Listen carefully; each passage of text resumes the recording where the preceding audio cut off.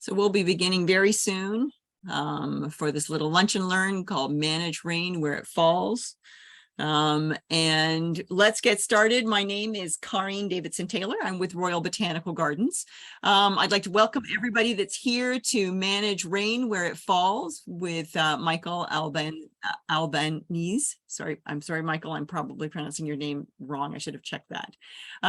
Before we get too much further, I do want to, first of all, acknowledge the long history of the First Nations and Métis people here in the province of Ontario. And I'd like to pay respects to the Six Nations of the Grand River Territory and to the Mississaugas of the Credit First Nation, the holder of the treaty with the Crown for the lands that we are the stewards of and that we have a very important role to look after. And this land that we steward is within the traditional territories of the Haudenosaunee, of the Anishinaabe, and the Huron-Wendat nations. For those of you who may not be as familiar with Zoom, a couple little things to keep in mind. There is audio and video, your microphone and your camera. It would be appreciated if you could keep yourselves unmuted. So if you keep yourself muted, that would be wonderful, but also keep your cameras off. That would add to your experience as well. The other thing you might want to draw your attention to is the chat. So if you have any questions or comments, put them in the chat there and we'll monitor those and ask those questions at the end of the presentation. The other thing you might want to use if you want to ask a question with your microphone, you can actually raise your hand. So you can click on the little reaction button, raise your hand, and what will happen is your window will pop right up to the top of the screen for me and for the presenters so that we can see who's asking a question. We may not be able to see you sort of wave your hand if you were doing it that way. And the last thing is when it's time to leave the meeting, I will close it, but also you can leave by clicking on the little leave button. I'd also like to introduce you to Carolyn Zanchetta, who is from the Halton, from Conservation Halton, I should say. And Carolyn is going to tell us a little bit about this project.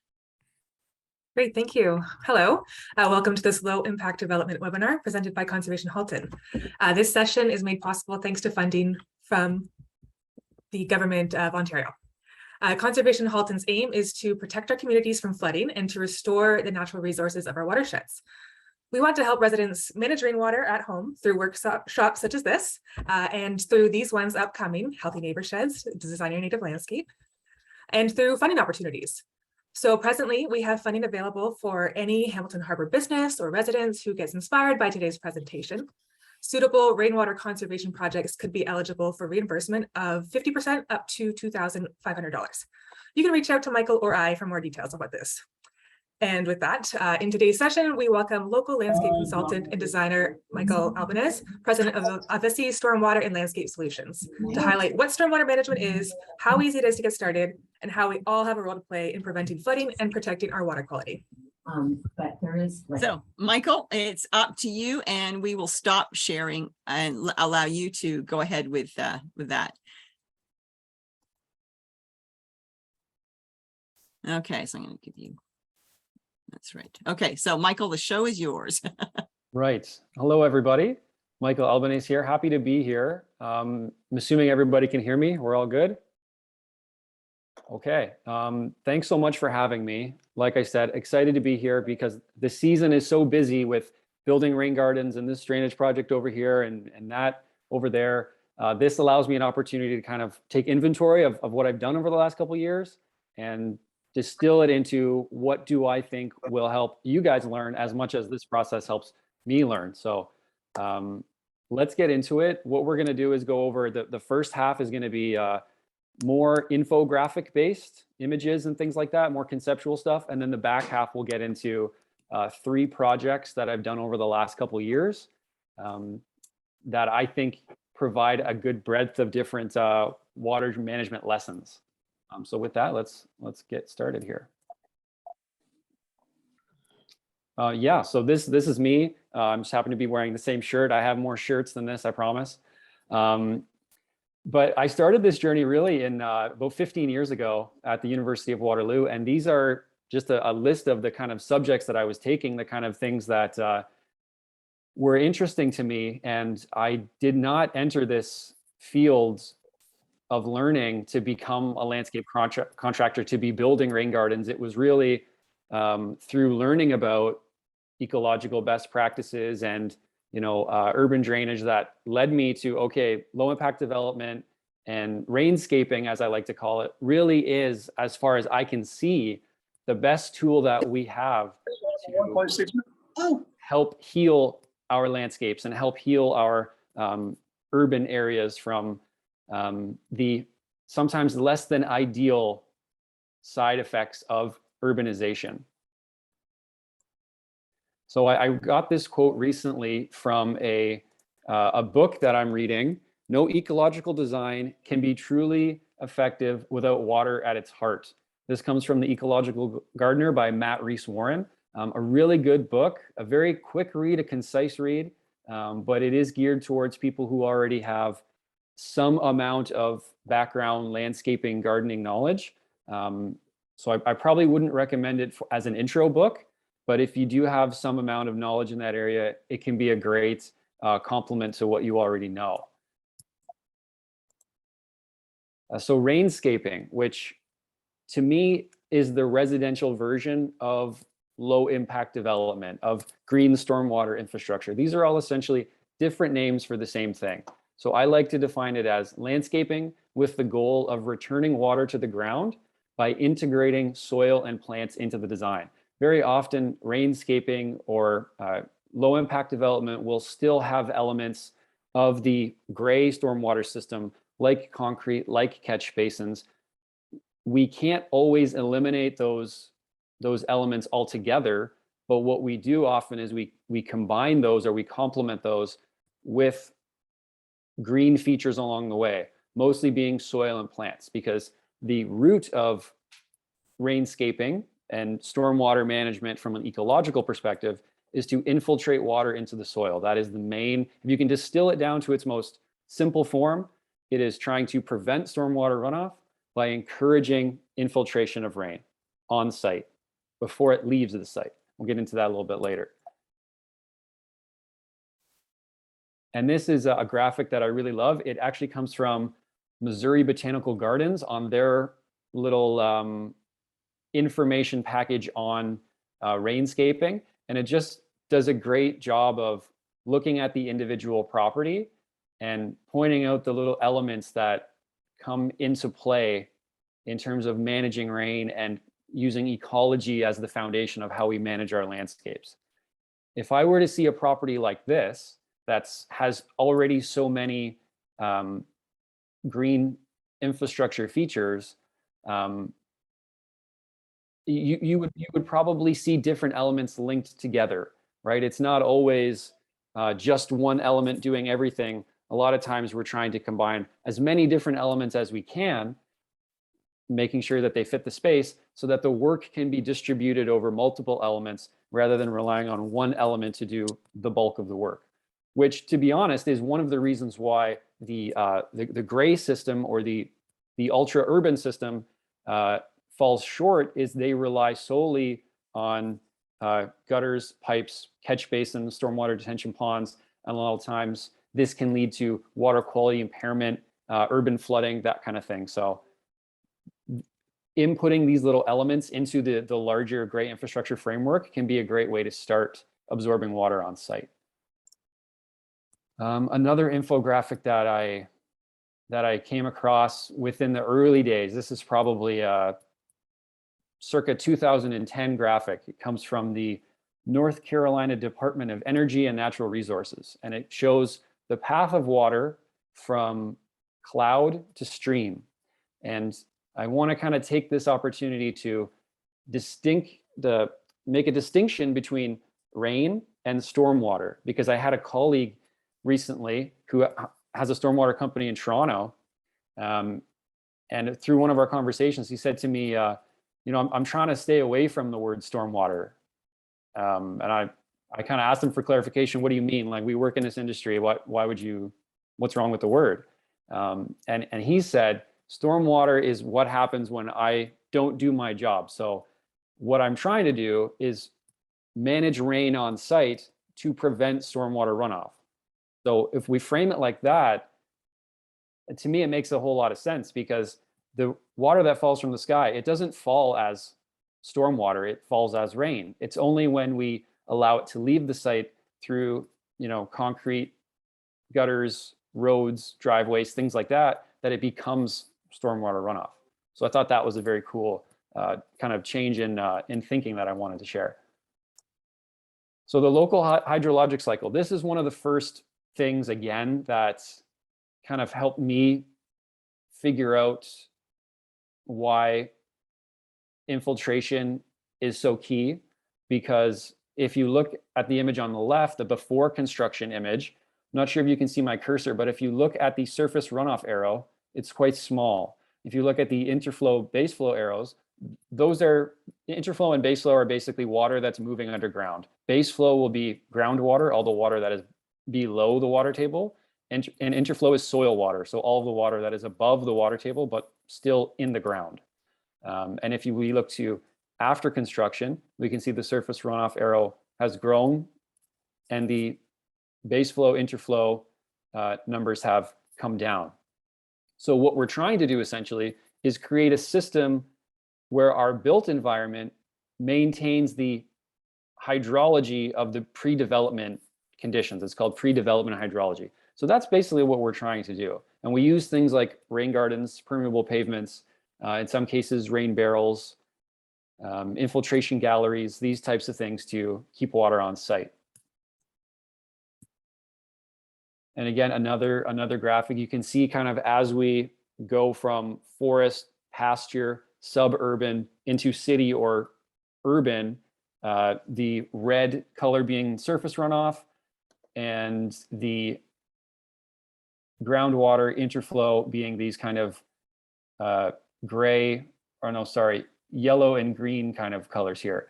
So we can see that the runoff is quite large. Groundwater interflow is really non-existent. And in the forest system, which would be the opposite, we can see that surface runoff is non-existent and a lot of it is interflow and groundwater flow.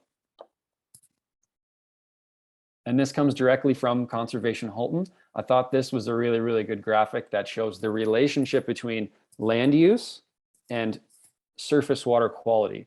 So the places on this side that are the darker green have healthier forest cover, more robust forest cover, more chances for infiltration. Also, those places are likely less urbanized. You can see Milton, Oakville, Burlington, kind of the urban centers have less forest cover, obviously. This through here being Bronte Creek and the Bronte Provincial Park. If we compare this to the surface water quality, we can see that the places that have higher forest cover tend to have better water quality, and the places that are more urban tend to have poorer surface water quality.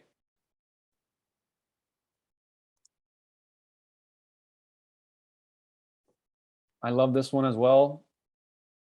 It's what I've been talking about, and it's, to me, this one really does a great job of the rain versus stormwater debate.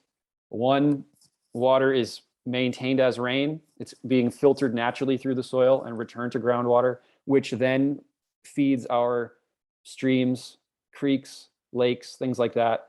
And the difference would be stormwater, which goes, of course, off of hard surfaces into pipes, directly untreated into receiving water bodies like rivers, lakes, streams, creeks, what have you.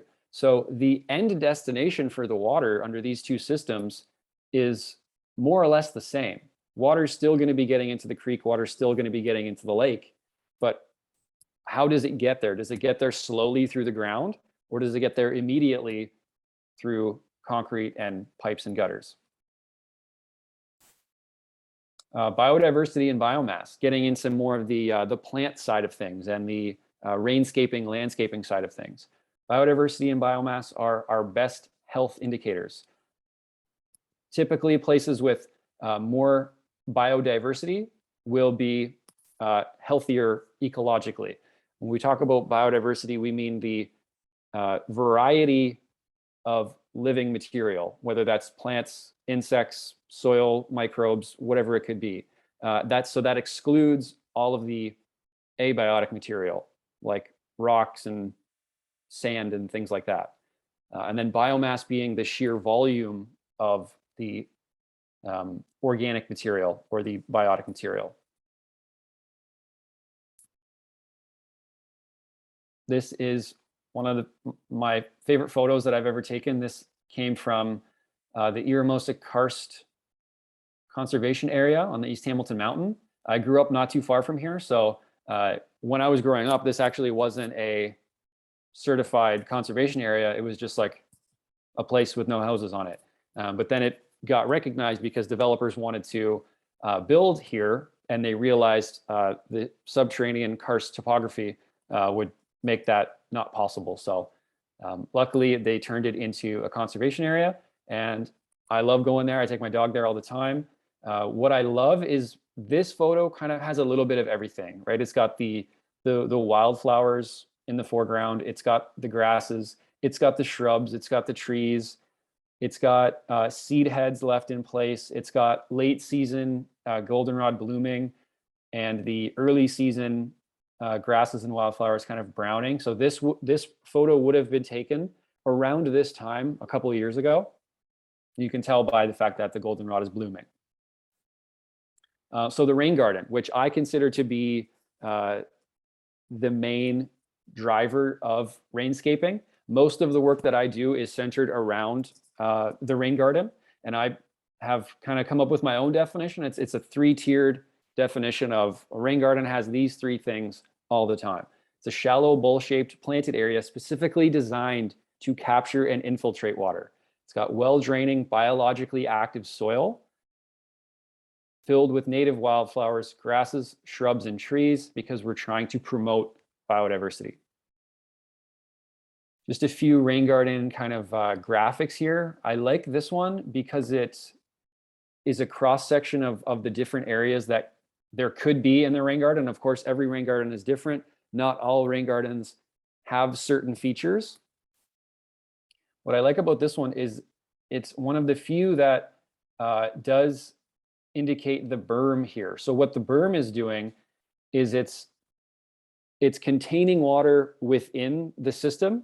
It's giving it a place to kind of hang out, spread out, use the width of the rain garden, and then allow it to infiltrate through into the soil. The amended soil thing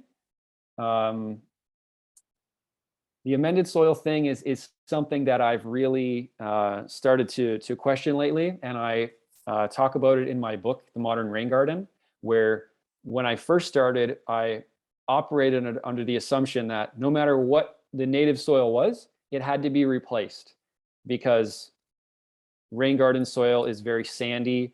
It's got low clay content, and we want to focus on the physical infiltration of water, where now I've kind of taken the approach of, I don't necessarily need to amend soil. I would rather work with the soil that I have, because now I'm prioritizing biological activity and soil preservation over prioritizing physical infiltration of water and soil replacement, right? So operating under the assumption that no matter what soil you have, it needs to be replaced, to me, it just leads to too much excavation, right?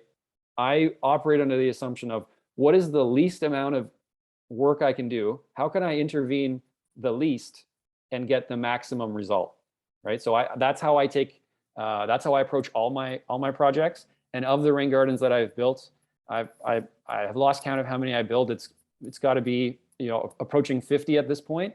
And there's probably 2 that I've built with heavy machinery excavators. And the only reason that I used those machines to build them was because we already had machines on site, because we were doing a driveway, or we were, completely redoing the landscape, and it was just physically easier to do it with that type of equipment. So if it's just an individual garden that you're building, big heavy machinery, I like to avoid that wherever possible. And this is a graphic that I came up with for my book, and it shows on the top that same kind of cross section, and then on the bottom we call it plan view. So it's like looking straight down over top of the same rain garden. So you can see here this kind of soil profile in here. That's what this this kind of speckled part is. These hatched lines are where the native subsoil has been left, and you can see the shape of it, right? It's a shallow bowl. It's not like a drinking cup that's small surface area, very deep. It's not like a cereal bowl, again, which would be small surface area, quite deep. It's more like a pasta bowl or like a dinner plate, right? Because we want to use as much footprint as possible and make it shallow rather than make it very small footprint and very deep. Because we don't want to encourage water to pond on the surface. We want to encourage water to infiltrate into the ground. So in this system, the water would come in here. It hangs out here. This base part would be the low spot here. The slopes as it kind of makes its way up to the berms, and then the berms are the ultimate kind of barrier. And oftentimes we'll use soil that comes out of the base and the slopes to create the berms. So very little soil will be leaving the site, and very little soil will be coming to the site. So we're trying to use resources very efficiently in that way. And then two basic approaches. I've already been touching on this. Number one, what I like to call the old school method of excavate and replace.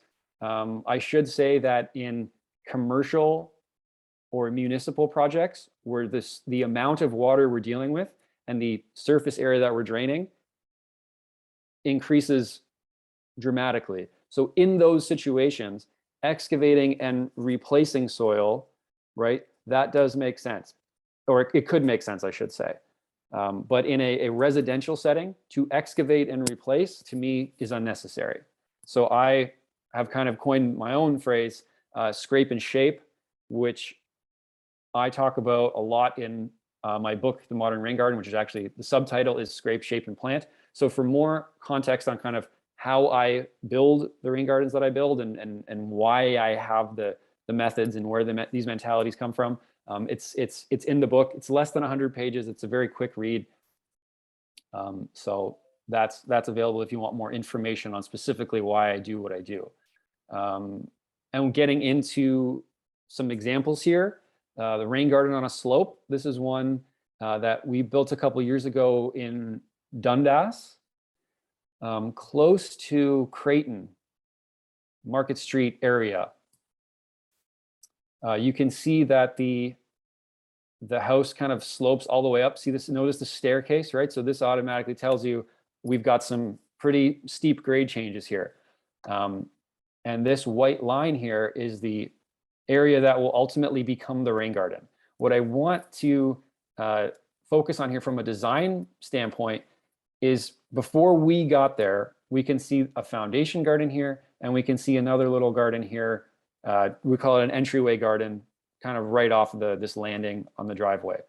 So what I wanted to do is, instead of building a third island over here, that would be the rain garden, why don't we incorporate both of these into a kind of expanded rain garden landscape situation and just blend all of this into one thing. So this is after we removed all of the grass. We used a sod cutter and shovels to kind of take all the grass up. And notice this downpipe here, which is ultimately the source of the water that is feeding this rain garden.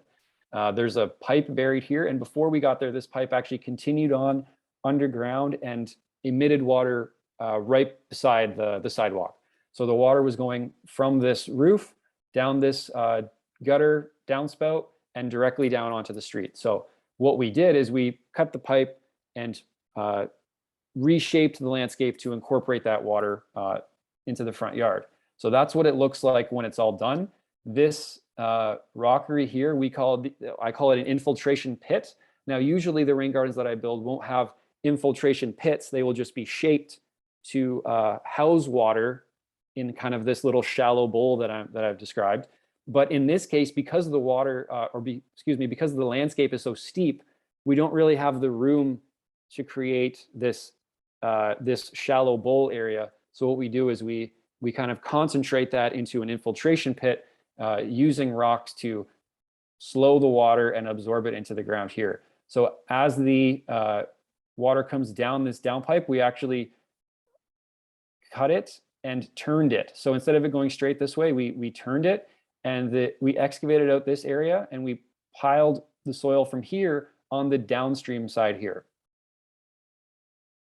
So we're using the resources that we have on site. This was one that's the only material that left the site would have been the actual grass that we took up. And we take it to, we actually take it to the dirt depot, and they have a yard on Valens Road, and they turn it into other soil materials. So it just gets recycled. And there it is at the end of the season. One thing that I want to make note of is here, this outlet. So water comes down, finds this low spot here, this infiltration pit. And then if the system is full and it's still receiving water, then what we had to do after, this is probably 3 months after this, I came back to build this little outlet here. And you can see when we initially built it, we did not have an outlet. And what was happening was, because there was no designated outlet, when the water level rose so high, it just busted its way through this berm and kind of created its own outlet. So what I did is I took that space and just created a more formal outlet. So it was incorporated into the design, and we weren't having mulch move all over the place and this big chasm in the berm. So just made it a little bit more intentional. Do it yourself. This is one from Waterdown that my contribution to this project was landscape consultation. I went there on a Saturday morning. We spent an hour kind of mapping out what I think would be best.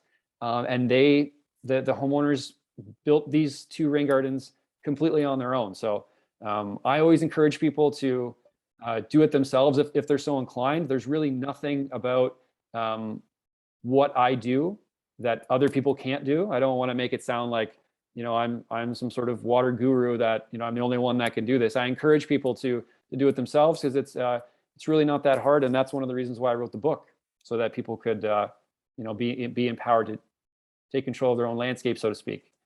So this is the house. This is what we're looking at.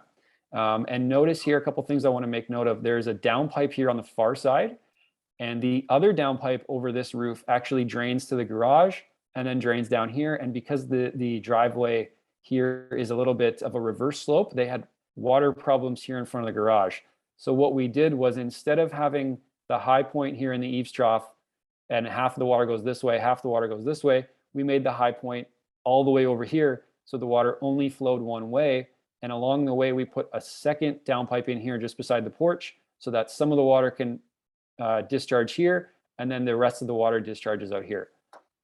And this big hose here is the extent of the rain gardens that we had decided on while we were there. So what we did was, again, rather than having islands of gardens, we kind of have half the landscape is lawn, half the landscape is garden. Makes cutting the grass way easier. And here we go. This is what we see. This is just kind of a schematic sketch of what I just described. So this is the garage. This would be the main house here. High point here flows this way with one discharge point here, one discharge point here. Expand the gardens to have one little rain garden here, one little rain garden here. And this is what it looks like when it's done. It's one of my favorite landscapes in the city, just because of how it started. The homeowners took complete ownership of it. And I think they did a great job. So yeah, you can see one rain garden here, and then the other rain garden is just kind of tucked behind this birch tree here. And actually there's a little walkway from this front landing to the driveway.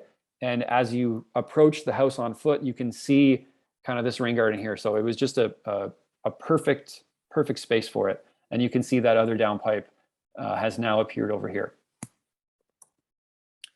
So the Rainwater Conservation Fund. Carolyn actually mentioned earlier that their Conservation Halton has some grant funding to give away. This was a homeowner in Aldershot that approached me last year saying that, you know, they have an old house, they have water problems, and they want to kind of take an ecological approach to managing the rain on their property, and they're looking to take advantage of the fund. So they actually hired me to do a landscape consultation, and we came up with a plan for, okay, how can we holistically manage this water here? And in doing that, they actually did 2 projects. They did a rain garden, which we built last year, and then earlier this year they had another landscaping company build a permeable driveway right adjacent to the rain garden. So showing another schematic diagram here. Here's the house, and it's the type of driveway that it extends all the way up beside the house. And in the backyard, there's actually a garage here. So when I arrived, this was one massive asphalt driveway, and this little front foundation planter here, there was a big lilac tree in the way. So this downspout was just dumping water right here with no way for this water to leave. It was kind of dammed up in here. So they were having kind of water problems in this area.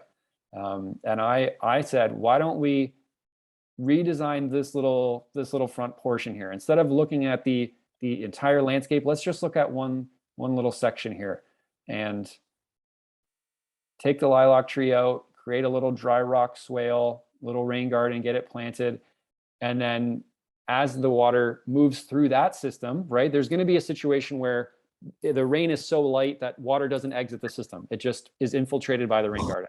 But if we're designing for a large storm, water is eventually going to be leaving that system. So how can we incorporate that water into the ground? So what we did was at the where the driveway meets the house, the driveway was fully redone. The back half was concrete, and the front half is permeable. So not only does this downspout drain into the permeable driveway, but the impermeable portion of the driveway also drains into the permeable driveway. So this is a photo of what we started with. You can see periwinkle and a lilac tree that is seems to be suffering from some sort of iron chlorosis situation. So it wasn't in great shape anyway. And we took it out and created this little dry rock swale situation.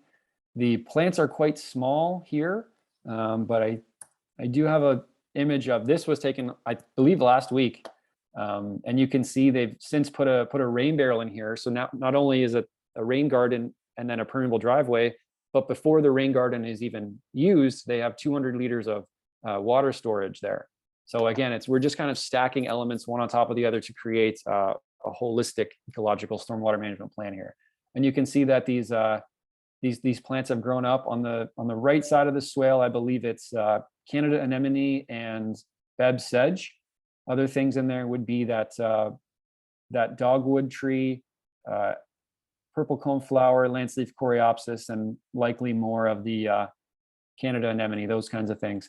And here with this driveway, you can see that there's kind of 2 different surface types. This is actually all fully permeable. It's a permeable plastic grid. The company that manufactures it, Purist North America, they call it EcoRaster. So this here are a grid where you can put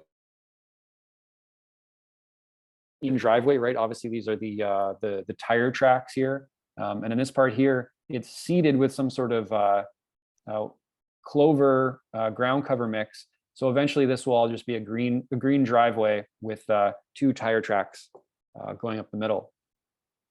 So I believe that was all I had for you today. Happy to answer any questions about anything really. So yeah, thank you so much. Thanks very much, Michael. And yes, if anybody has questions, you can raise your virtual hand by clicking on the reactions button on your screen, or you can type your question into the chat. So if anybody has any questions for Michael or even for Carolyn. Mark really appreciated the presentation. Awesome, he says. Thanks, Mark.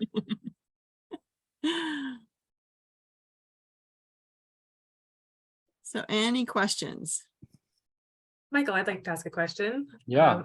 About how long would you say a small scale rain garden project would take you to do? 1 day. Wow. Yeah, it's usually me and one other person, maybe 2 other people, and we can pretty much get it done in 1 day. Yeah, that's what I aim for. A full day, probably like 8 to 5. But at that point, I would have the materials on site already. I would have the plants on site already, and it's just going in and executing. But yeah, it's typically 1 day.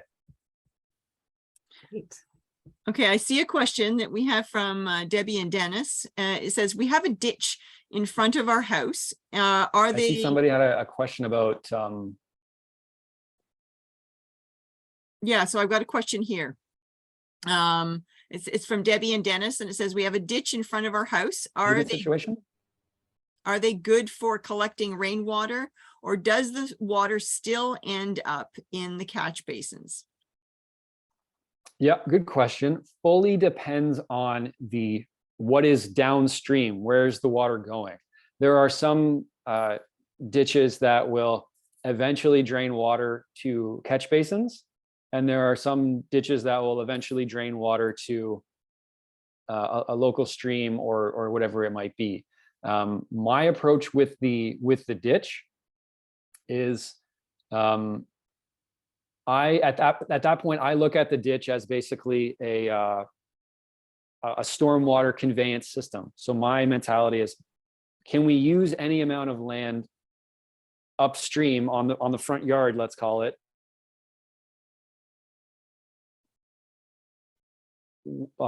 like rain is not going into the ditch, it's being absorbed into the ground before it gets to the ditch. The other thing is, if that's not possible, then I often encourage people to use the ditch as kind of like a little space for different ecological a different ecological niche, because it's going to be more damp than other places. So are there any plants that you can plant in there that would enjoy that little bit of extended moisture? It also depends on, does water sit in the ditch for 3 days, or does water travel well through the ditch and go downstream? So a lot of different factors for me to fully answer that question. Okay, and we have a question from Amaris. They want to know, what's the average cost of a rain garden installation for an average house?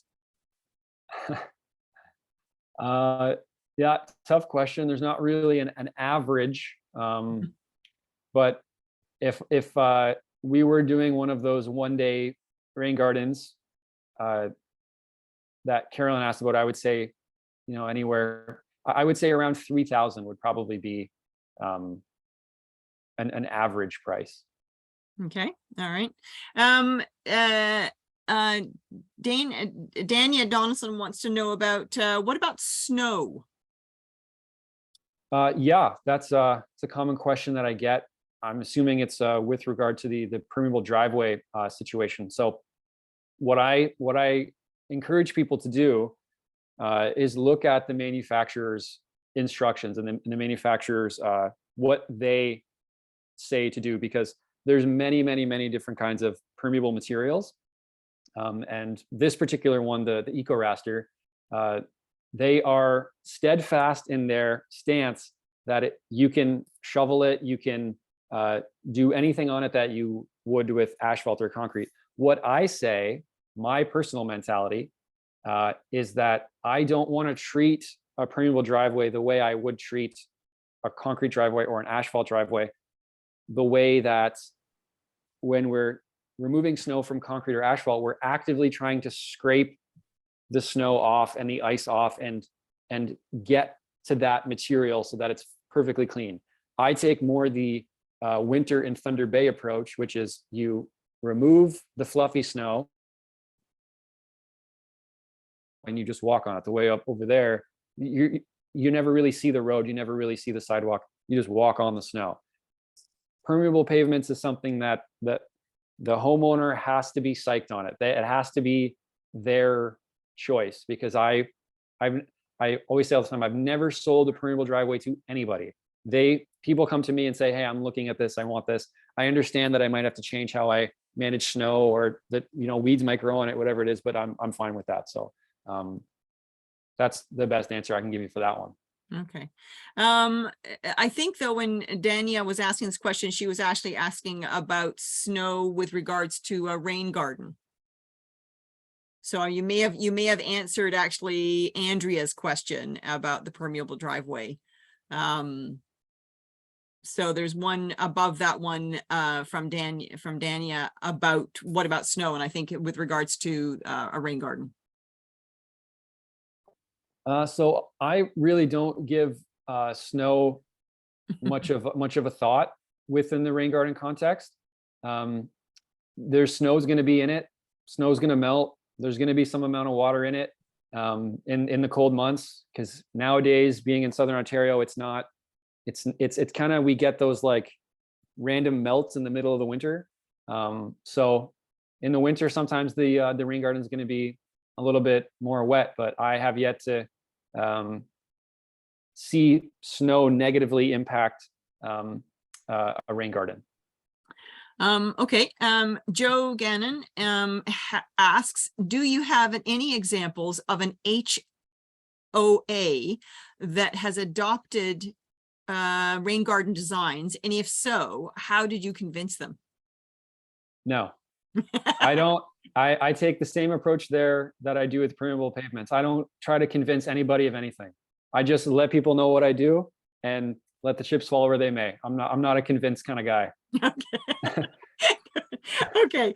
And this is from Karen Mertens. Do you have preferred plants? I have feast or famine rainfall. Yeah. So in that situation, I would look at dry meadows as a landscape to kind of mimic. So anytime I'm looking for a plant list or looking to kind of see what plants are going to work, I always look at the landscape and I say, okay, what can we find in nature that would best mimic this type of situation? What plants grow there?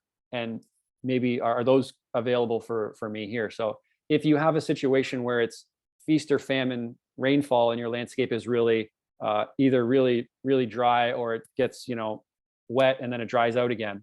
That to me just sounds like a prairie meadow. Mm-hmm, mm-hmm. So I would look at those types of plants. Okay. RH Weens wants to know, is it possible to incorporate a small tree into a rain garden?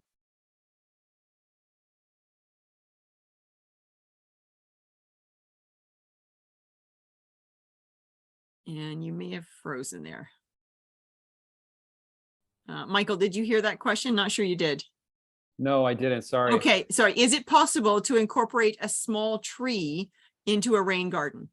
Yes, absolutely it is. I would say, depending on the species of tree, some trees are okay at the very bottom of the rain garden where it's really, really wet. When I say really, really wet, I mean for a short time, right? The rain garden should never really be that wet. You're not looking for wetland plants, because that's too wet, right? It's dryland plants that can withstand some amount of water. Mm-hmm. So it depends on the type of tree, and it depends on where in the rain garden you're going to put the tree. Knowing that some areas of the rain garden will be more wet than others. But yes, certainly trees can be incorporated in. Okay, we've got a couple of last questions. Are you familiar with the town of Oakville rules? This is from Tracy. So are you familiar with the town of Oakville rules around rainwater drainage? It looks like they'll reach out to you directly. Many more questions to come. And then, no, I'm not familiar with, I've built a few rain gardens in Oakville, but I haven't had any really red tape or hurdles to cross. Okay, all right. And I think this is our last question from Melissa. How do you manage grass and weed infiltration into a permeable driveway? Yes. Pick them out. I mean, it's the manufacturers will tell you that they prevent weeds, but I haven't really found that. It might under certain situations, but at the end of the day, if you've got a soil medium and you've got seeds in the air that are kind of traveling, it's only a matter of time before you get some amount of undesired plants in there, so to speak. What you can do to try to prevent that or limit that is to not have, well, if it depends, actually, let me back up. If the driveway is like a gravel-based driveway and you don't want any plants in there at all, then what I would do is limit the amount of organic material that is allowed to sit and decompose on the gravel, because that will then build its own soil within the gravel. So you can be a little bit proactive there. But if you do have weeds on it and it's a gravel driveway, or if you have kind of the micro clover lawn situation that you're driving on, because you can make eco raster just like a reinforced grass that you drive on, then just kind of pick them out as you would. I'm not really a huge fan of spraying, whether it's pesticides or other chemicals, vinegar and salt, I've heard. I just kind of pick them out. Okay. Dan actually suggested boiling water. Actually, I missed Beth's question about the relative to asphalt. What is the cost differential for this paver? Sorry, I only caught the tail end of that. So what is the cost? So relative to asphalt, what is the cost differential for this paver? Let's say double, triple, something like that. Asphalt is the least expensive option driveway wise, where this material is more expensive for sure. Okay. Well, I'd like to thank everybody for joining us today and participating in this presentation. We have been recording it, and we will be getting it up or getting it to you later on this week or next, probably. But thank you very much, everybody, for joining me. And if you have other questions, there's Michael's email address down there in his slide. So ask him questions when you get a chance. Take care, everybody. And thanks very much for joining us at Royal Botanical Gardens. Bye-bye.